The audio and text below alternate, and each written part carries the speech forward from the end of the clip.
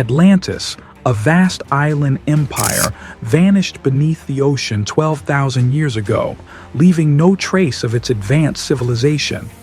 This ancient city, described by philosopher Plato, has puzzled scholars and explorers for centuries. What was Atlantis? Where did it exist? Why did it disappear? The story of Atlantis begins in 360 BC with Plato, a Greek philosopher who wrote about it in his dialogues Timaeus and Critias. He claimed the tale came from Solon, an Athenian lawgiver who visited Egypt around 590 BC.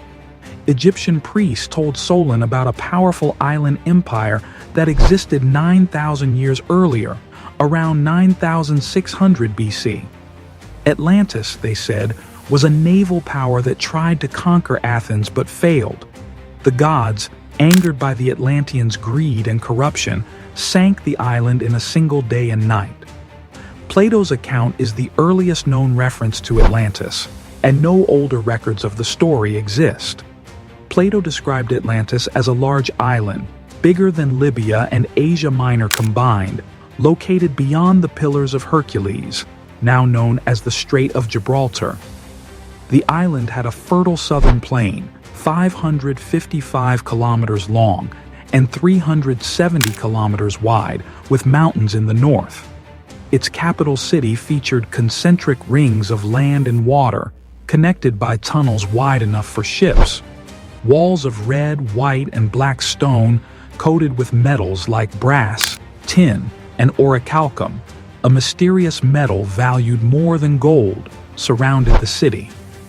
The central island held a grand palace for Poseidon, the sea god, who founded Atlantis with a mortal woman. Their descendants, led by King Atlas, ruled the empire.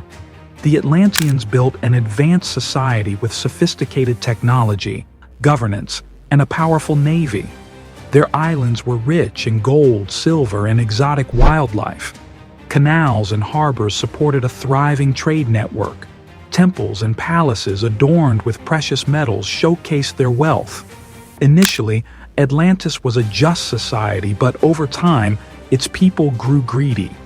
Plato wrote that their lust for power and possessions led to moral decay, which provoked divine punishment.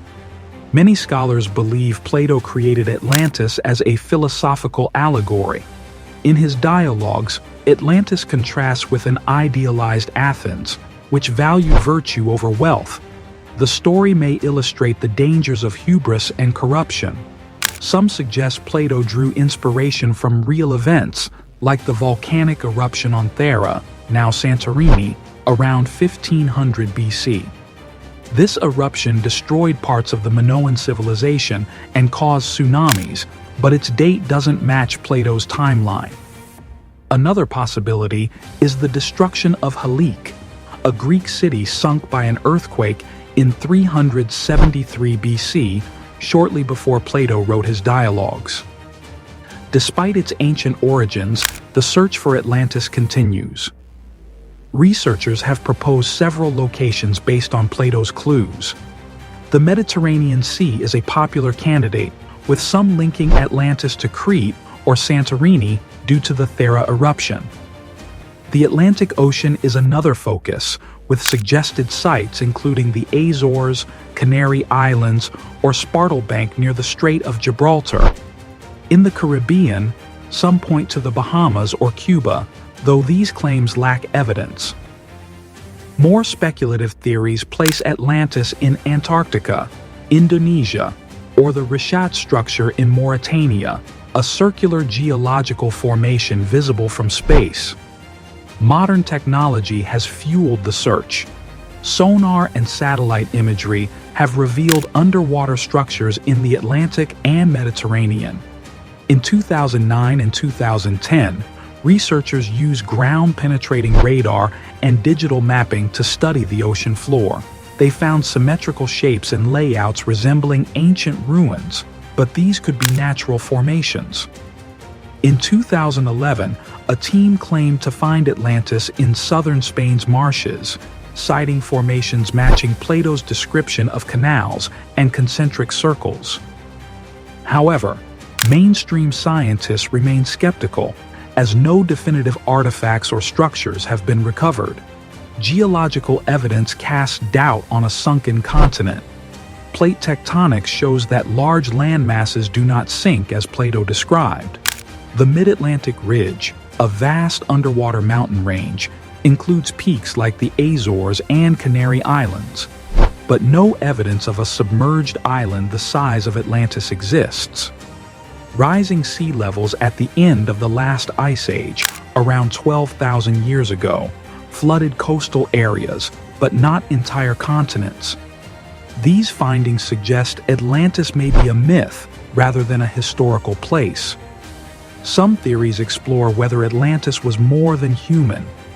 Ancient texts and modern mystics claim the Atlanteans had advanced technology, possibly from extraterrestrial sources.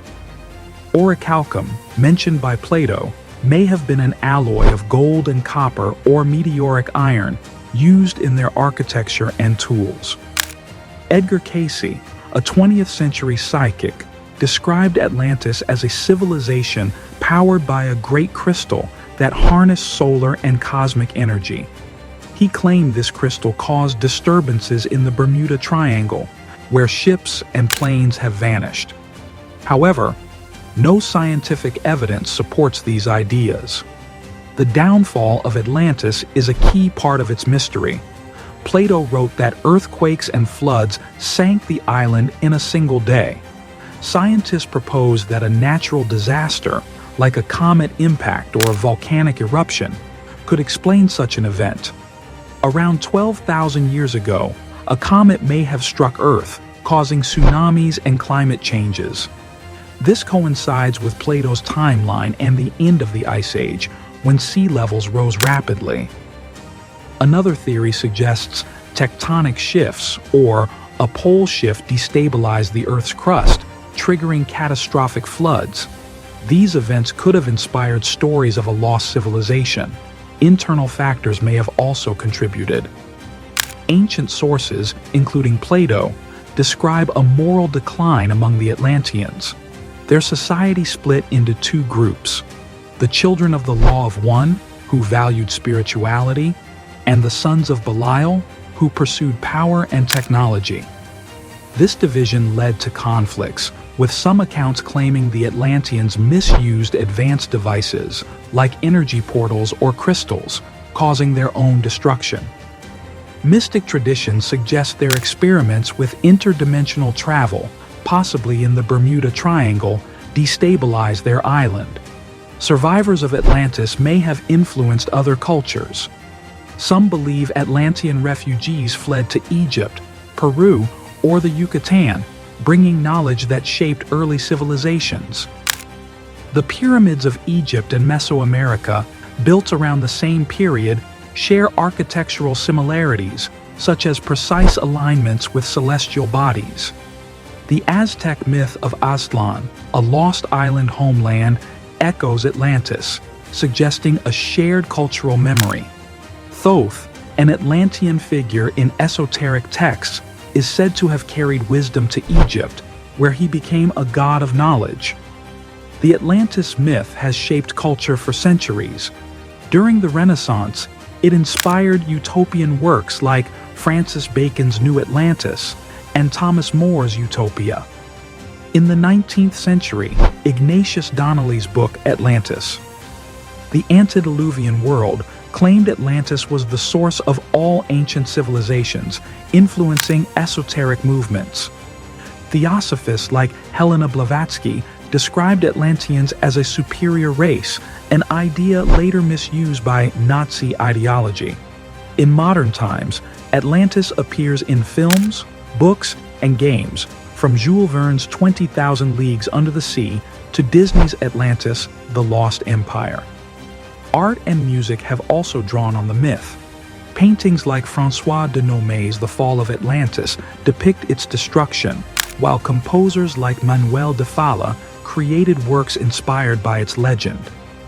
The story's themes, lost knowledge, advanced societies, and catastrophic downfall, resonate with audiences, keeping Atlantis alive in popular imagination.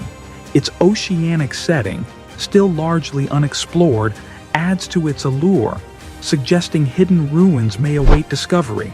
The search for Atlantis continues, driven by curiosity and the desire to uncover lost truths.